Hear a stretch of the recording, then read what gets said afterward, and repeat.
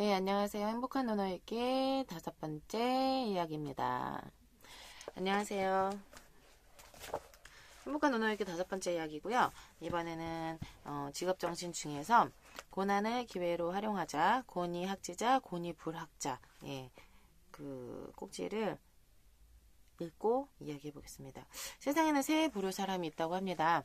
꼭 필요한 사람, 있으나 마나한 사람, 그리고 없는 편이 나은 사람. 되게 슬픈 얘기네요. 꼭 필요한 사람, 있으나 마나한 사람, 없는 편이 나은 사람. 전 어떤 사람일까 좀 궁금하기도 하고, 꼭 필요한 사람이 되었으면 좋겠네요. 그래서 논어는 사람을 어떻게 분류하고 있냐, 이 이야기 속에서 고난을 기회로 활용하라라고 하는 그 이야기로 이 이야기를 합니다. 자, 생이 지지자, 학이 지지자, 고니 학지자, 고니 불학자.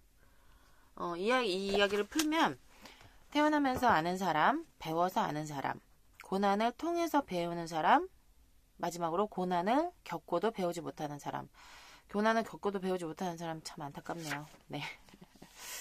이 이야기 속에서 저는 어떤 내용을 들었냐면 요즘에 금수저, 은수저, 무수저, 투명수저, 똥수저 이런 얘기까지 나오는데 사실 사람이 태어나면서부터 갖고 있을 수 있는 것들이 있죠. 부모의 재산, 부모의 학력, 그러니까 제가 선택할 수 없는, 자기 스스로 선택할 수 없는 여러 가지 조건들이 있다고 하면 그거는 어쩔 수 없는 것 같아요. 그거는 복불복이고, 다만 태어났을 때부터 본인 스스로 선택할 수 있는 시점이 될 때, 초등학생 때 선택할 수 있는 것들이 뭐가 있을까요?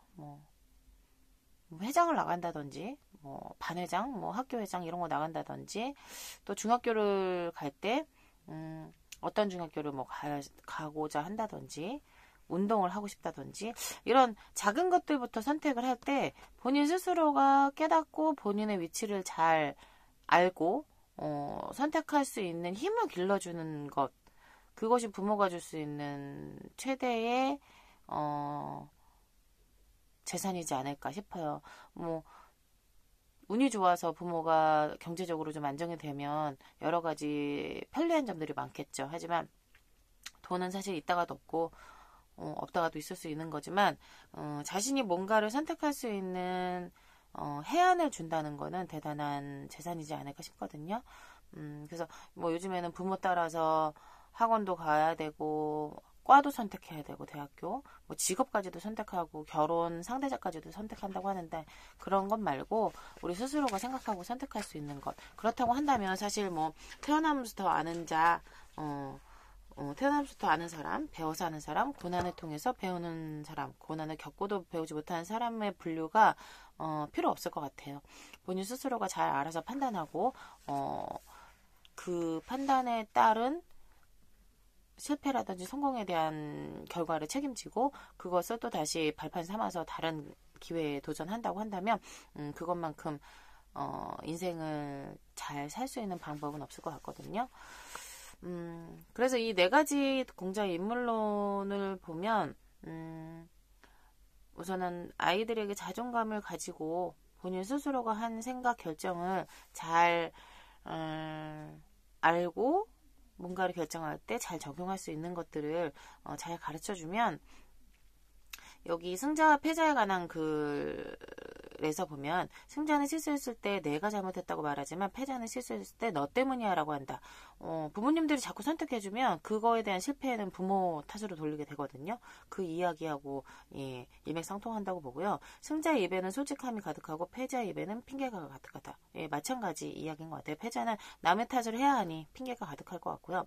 승자는 예와 아니오를 분명히 하지만 패자는 예와 아니오를 적당히 한다.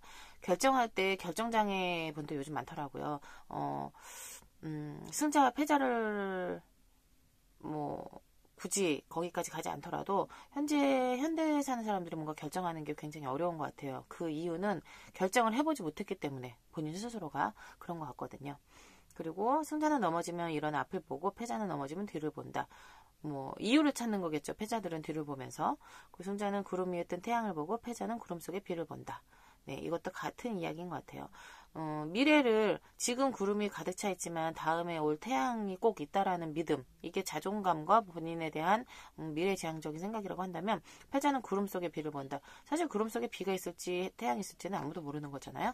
그런데 그 다음에 더 어려운 걸 생각하다 보면 결정을 하기 어려울 것 같거든요. 그렇다면 배움의 기회, 뭔가 선택했을 때에 대한 기회 비용을 모두 다 잃게 될 것 같아요.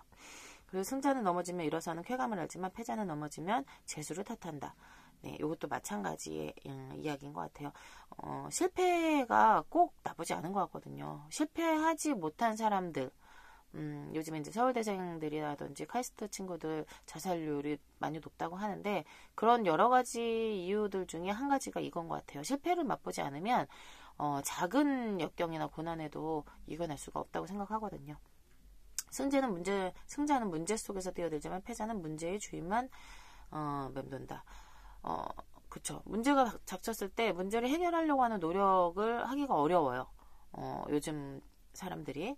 그래서 패자들은 보통 주위를 맴맴 돌죠. 그러다가 기회를 놓치는 경우도 있고, 또 다른, 섣부른 여러 가지 기후들 때문에 선택을 제대로 못하는 경우가 있죠. 문제가 있으면 파고들어야죠. 파고들고 해결하려는 노력을 하다 보면 여러 가지 방법들이 나올 수 있을 것 같습니다. 승자는 눈을 밟아 길을 만들지만 패자는 눈이 높게 기다린다.